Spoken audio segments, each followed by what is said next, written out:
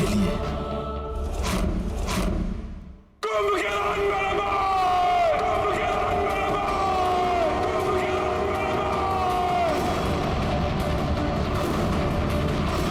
कुंभकर्ण मेरे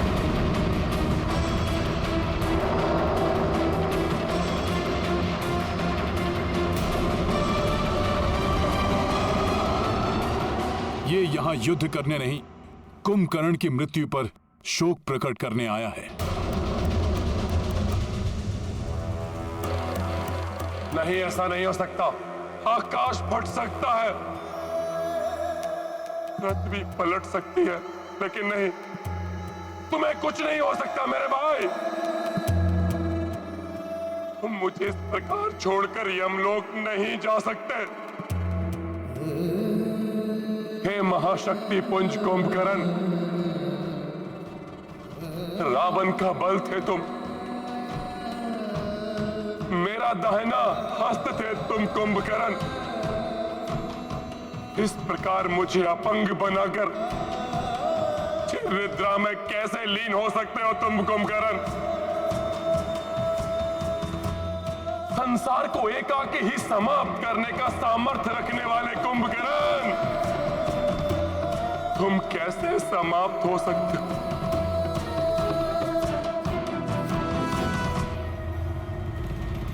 समाप्त नहीं हुए हैं ये।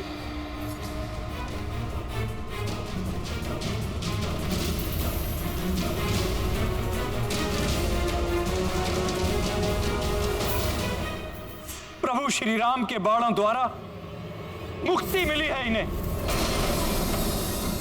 इसी बात का भय था मुझे, आपको भी चेताया था मैंने, किंतु आपने धक्कार कर मुझे निकाल दिया। अपने नहीं अपनों के प्राण हरे हैं, और वो अपना तुम ही हो द्रोही भाई विभीषण।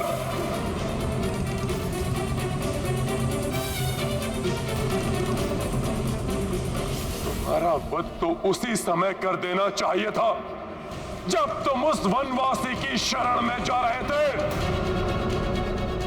मेरा भाई कुंभकर्ण मृत पड़ा है और तुम अब भी जीवित हो।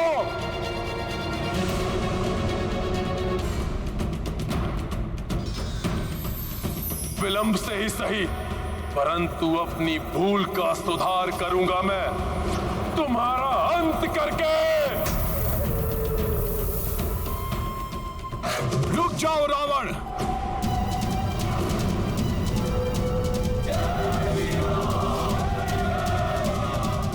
अंत कर देंगे राक्षसराज रावण का। हाँ, मार डालो इसे यहीं। मार दीजिए इसे। हम पूर्णतः सजग हैं आक्रमण के लिए। अंत कर दीजिए हनुमान जी इसका। रुक जाओ सब, कर दीजिए इसका। रावण अपने भाई की मृत्यु पर शोक प्रकट करने आया है, ऐसे में इस पर आक्रमण करना अनुचित होगा। हाँ, हनुमान का कथन पूर्णतया नीति संगत है।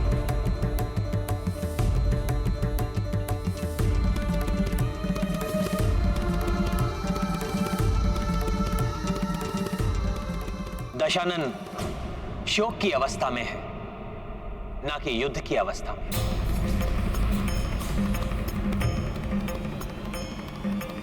रावण, वीर गति प्राप्त हुई है कुंभकर्ण को। मरणोपरांत जो सम्मान एक महान योद्धा को मिलता है, उसका अधिकारी है ये। यदि तुम इसी उद्देश्य के साथ यहां पर आए हो, तो पूर्ण सम्मान के साथ कुंभकर्ण का शीश यहां से ले जा सकते हो।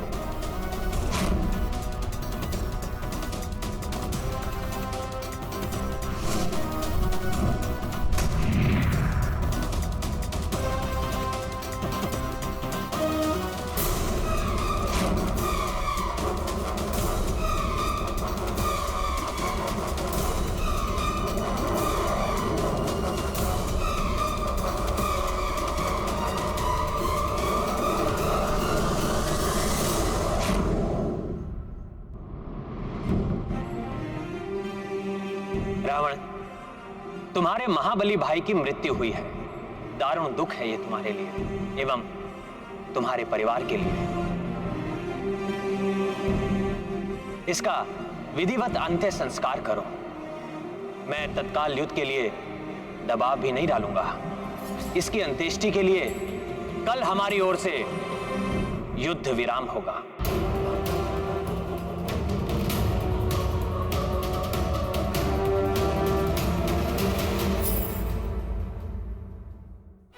परंतु रावण की ओर से कोई विराम तब तक नहीं होगा जब तक तुम सबके जीवन पर पूर्ण विराम नहीं लग जाता।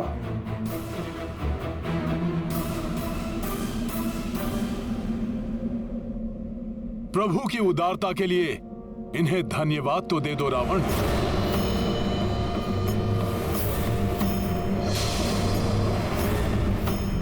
तुम शत्रु हो, फिर भी इन्होंने तुम्हारे दुख को समझा है, तुम पर दया दिखाई।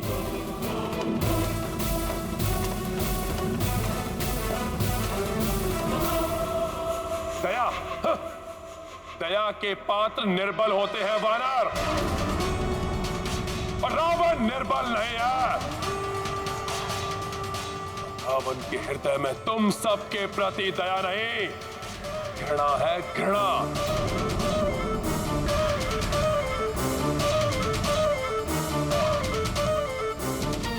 तो शीघ्र ही तुम सब पर मृत्यु बनकर टूटेगी।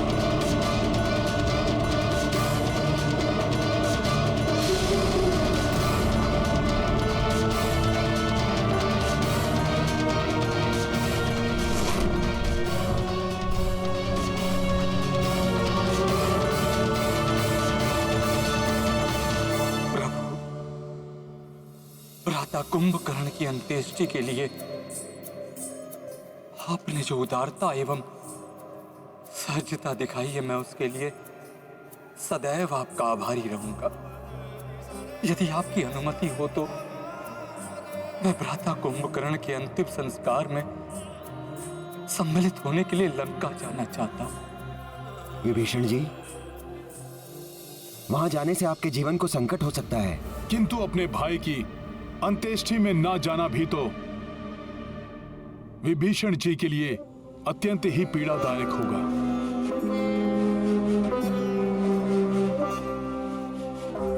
समस्त परिवार के समक्ष भ्राता रावण मुझ पर आक्रमण नहीं करेंगे।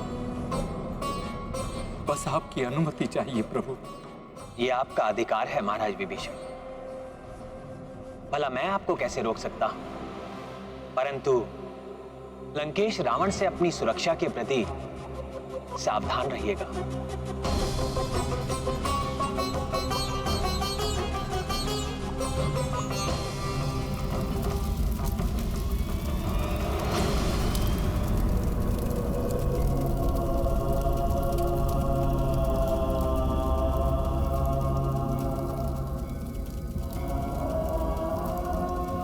कुंभकर्ण मेरे पुत्र,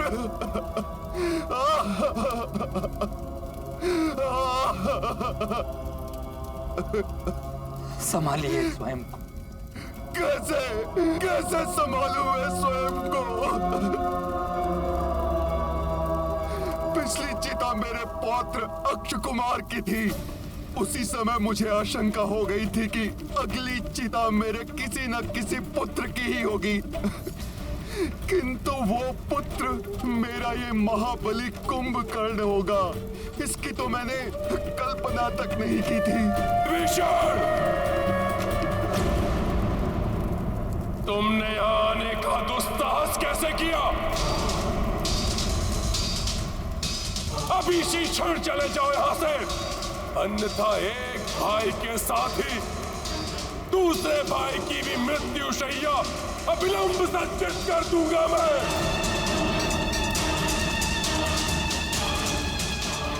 जाओ और बताओ मेरे भाई का वध करने वाले उस वनवासी को किसे चित हो जाए वो रावण के महाकोप का सामना करने के लिए।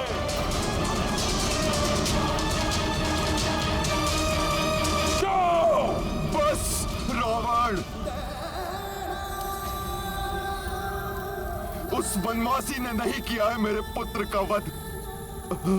तुमने रावण, तुमने किया है मेरे पुत्र का वध। तुम्हें सबने समझाया था, कहा था सौंप दो सीता को, संधि कर लो राम से, किंतु तुमने किसी की नहीं मानी। सुख की नींद सोया था मेरा पुत्र कुंभकर्ण, तुमने असमय जगाकर उसे काल के मुख में डाल दिया रावण। तुम्हारे पापों का दंड भोगा है इसने। तुम्हारी मां मूर्छित पड़ी है, अपने पुत्र के अंतिम दर्शन तक नहीं कर पाई वो। रावण, एक पुत्र के लिए निकलने वाले अश्रु कहीं दूसरे पुत्र के लिए हाय ना बन जाए। महाज्ञानी हो ना तुम रावण, इतना तो ज्ञान होगा ही तुम्हें कि एक माता पिता के संतप्त हृदय से निकली हुई हाय सर्वनाश कर सकती है। सर्वनाश होगा, उन नर और उन वानरों का सर्वनाश होगा। अब तो ये मिथ्या दंभ छोड़ दो रावण, अभी भी समय है, रोक लो ये विनाश। इस युद्ध विराम के अवसर का लाभ उठाकर जाओ और श्री राम से क्षमा मांगकर सीता को ससम्मान सौंप दो। महाराज लंकेश, एक अशुभ समाचार है। राजकुमार निरांतक वानरों का नाश करते हुए तीव्रता से वानर राज सुग्रीव की ओर बढ़ रहे थे, किंतु अंगद से हुई मुठभेड़ में वीर गति को प्राप्त हो गए।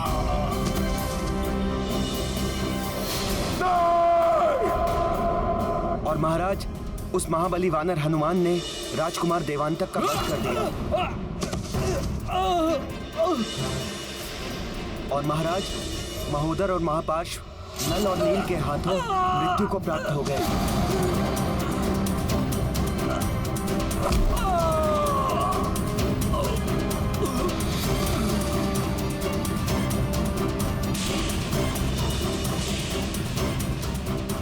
दुष्टता की सभी सीमाएं लांघ चुके हो तुम रावण। अन्याय, अधर्म, अनीति तो जैसे तुम्हारे स्वभाव ही बन चुके हैं। अन्याय, अनीति, अधर्म, इन सब का युद्ध में कोई अर्थ नहीं। विजय ही एकमात्र धर्म है युद्ध का। बस रावण, बस। और कितनी बलियां चाहिए तुम्हारे इस दंभ को टूटने के लिए? अपने एक पुत्र और एक भाई के पश्चात नरांतक, देवांतक, महोदर और महापार्श्व भी तुम्हारी इस दंभ की भेंट चढ़ चुके हैं। क्या तुम्हें अब भी समझ में नहीं आया कि किस महाकाल से शत्रुता मोल ली है तुमने? महाकाल का भी काल है रावण। अब तो स्वयं ब्रह्मदेव भी उतर आए तो नहीं समझा सकते इस रावण को। मैं अपने महाबली भाई के वध का प्रतिशोध लूंगा। अब मेरे परिजन, मेरे सभी योद्धा या तो रणभूमि में लड़कर मरेंगे या विजय श्री प्राप्त करके मेरे प्रतिशोध को पूर्ण करेंगे।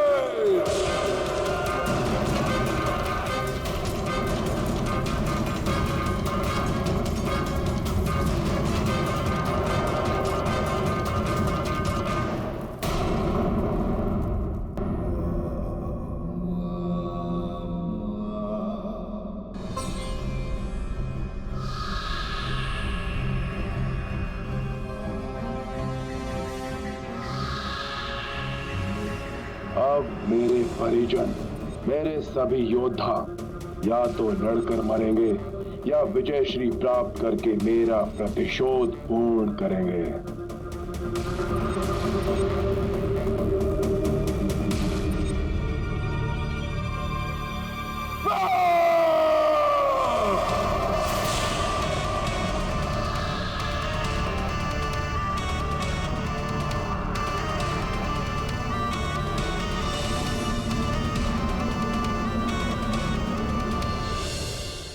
अब कौन बचा है जो इन नर वानरों की टोली से मेरा प्रतिशोध ले सके?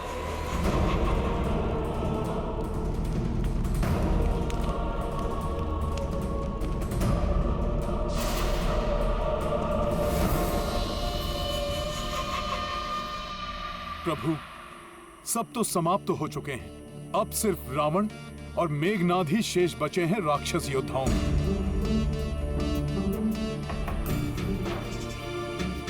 किंतु वो दोनों शक्ति में सहस्त्रों महाबली योद्धाओं से भी अधिक बलवान हैं। हमें उनकी संयुक्त शक्ति को कम नहीं आंकना चाहिए। मुझे पूर्ण विश्वास है वो अवश्य हमें परास्त करने के लिए कोई महाविनाशकारी योजना बना रहे होंगे। पिताश्री, ये दीपक मेरी जीवन ज्योति के रूप में प्रज्वलित है और आपका इस दीपक के निकट आने का अर्थ मैं भली भांति समझ सकता हूं। मुझे रणभूमि में जाना होगा। अब तुम वहां जाकर क्या युद्ध करोगे मेघनाद? रहने दो। क्यों पिताश्री, क्या आपको मेरी शक्ति पर तनिक भी विश्वास नहीं रहा? असफल। प्रत्येक बार असफल ही हुए हो तुम। अपनी शक्तियां तक खो दी तुमने। अशोक वाटिका में उस तुच्छ वानर पर चलाकर ब्रह्मपाश खो दिया। उस नर और उसके अनुज पर चलाकर नागास्त्र समाप्त कर दिया। अब जितनी भी मायावी शक्तियां शेष बची हैं तुम्हारे पास, उससे क्या सामना कर पाओगे उन नर और वानरों का? मुझे कदापि हतोत्साहित न समझे पिताश्री। आपके ही भांति प्रतिशोध की अग्नि मेरे हृदय में भी धधक रही है और आपका विश्वास पाने हेतु आपके समक्ष प्रस्तुत है ये मेघनाद कुछ भी करने के लिए। कुछ भी? हाँ पिताश्री, कुछ भी जिससे आपको प्रसन्नता हो।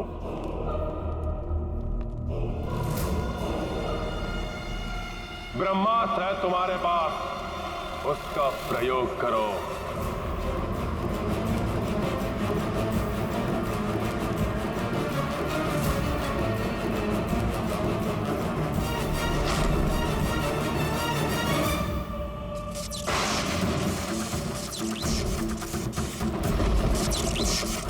यदि मैंने ब्रह्मास्त्र का प्रयोग किया तो सर्वप्रथम यह अंतरिक्ष की ओर जाएगा, जहां 9 ग्रहों के संपर्क में आकर यह ब्रह्मास्त्र और भी अधिक घातक व शक्तिशाली अस्त्र बन जाएगा।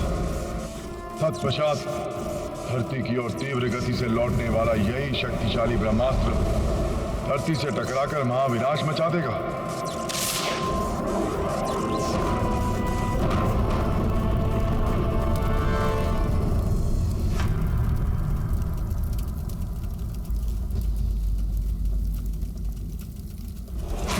किंतु पिताश्री, ब्रह्मास्त्र तो किंतु परंतु का समय नहीं है अब।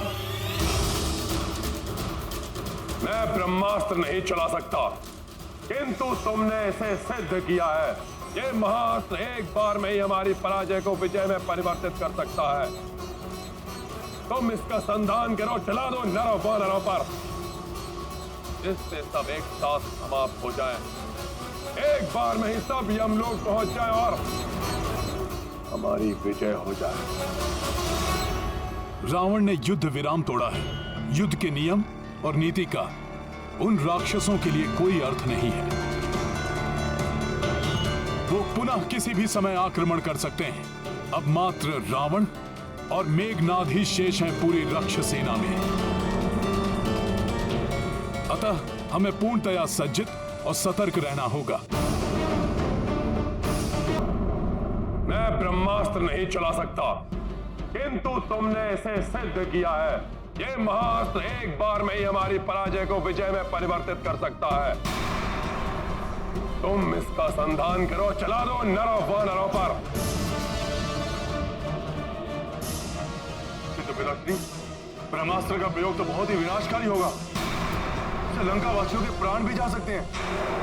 यहां तक कि आने वाली कई पीढ़ियां अपंग पैदा हो सकती हैं। होने दो, किंतु पराजय स्वीकार नहीं, विजय चाहिए किसी भी मूल्य पर। प्रतिष्ठा तो बची रहेगी हमारी।